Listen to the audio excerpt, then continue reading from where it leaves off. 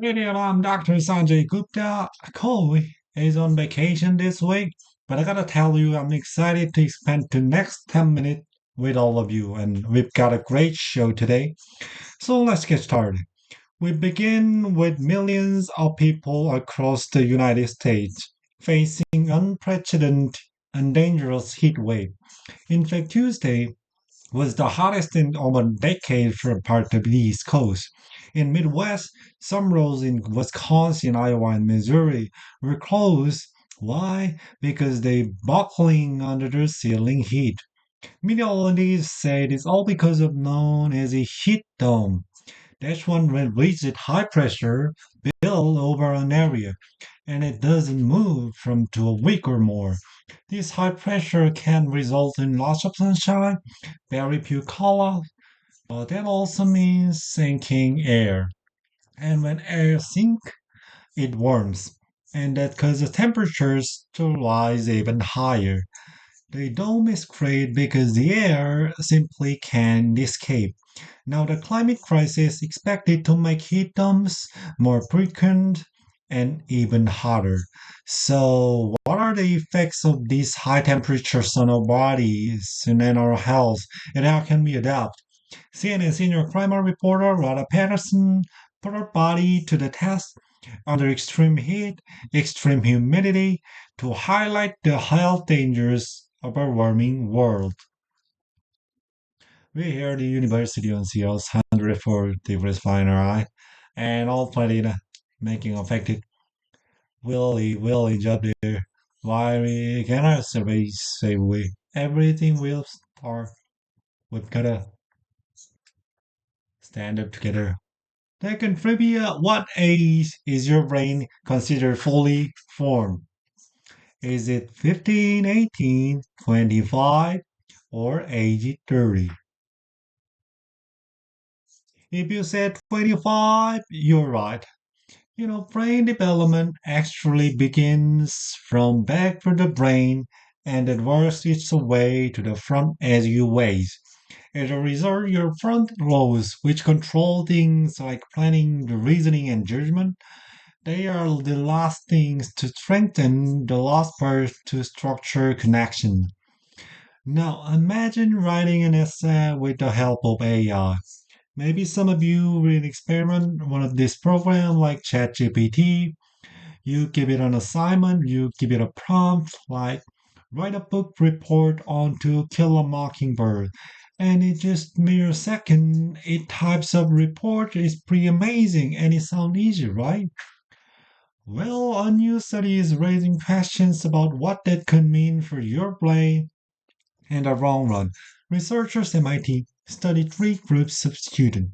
One group used ChatGPT to help write their essays.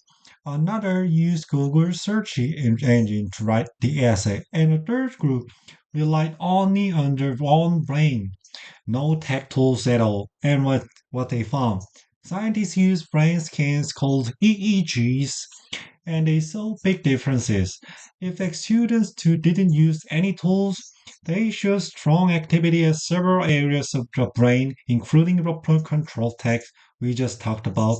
There's response focus complex learning, but also what is known the occipital parietal region, which is back here. That's more linked to visual processing and reasoning. Now, the Google Research Group, they showed moderate or intermediate levels engagement in those same areas. Meanwhile, importantly, the student used the AI shows much weaker brain connections, meaning their brains simply weren't working as hard. Now, when some students switch from using AI to writing without it, their brains sort of struggle to be engaged. Others who start to using AI suddenly they remember more facts, able to think as deeply. So what does sort mean for you? Well, critics worry using AI too much could make us quite mentally lazy, relying on a machine instead of practicing thinking for ourselves. But on the other hand, supporters compare AI to calculator. We don't do math problem by hand anymore, not very much anyway. They say AI can do sort of the same thing, save time, spark idea, and help students learn if used the right way.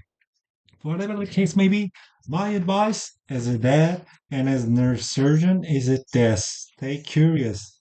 Challenge your brain however you can, but don't let the tech all the work. What do you think about this? Press pause and discuss. Would AI help you improve your writing? Would it be make you mentally lazy? And do you think your teacher, professor should address use AI homework? Is it considered cheating? Why not? Sports news: the NBA draft was held on Wednesday night, and the Dallas Mavericks selecting Duke University for Cooper Plaque. It was the number one overall pick. The 18-year-old, the second youngest player ever to be drafted number one overall. Only LeBron James was younger. He was selected by Cleveland Cavaliers in 2003. But performance in college isn't the only thing teams consider when making their pick. CNN only imagine opportunity, the real passion, seven or workout honesty. Reason the reason probably started with $500 with the seed from not-profit, and the inmate grow all types of different produce: squash, lemons, avocados, and then fruits and veggies. They're donated to a local food bank. You donate all of this. It's good to know this, dear father. It's great right now. All the money in the current, nearly everything's area for a food banks, and we get to donate 40, 50,000 column farm food. It's nice. Initiative has been so successful that it's now inspired eight other Washington correction facilities to start other gardening program. All right, superstars, time for the best part of the show. We've got two shout outs today: Decker Middle School in Austin, Texas. Thank you for watching us during your summer break program. And this shout out goes all the way to Nanjing, China, with a high school affiliated to Nanjing Normal University has been tuning in to as well. Koi is gonna back next week, so don't forget to come back for all new summer Friday episode. And meantime, stay hydrated, wear sunscreen, and have a great weekend. Have a great weekend. This is CNN 10.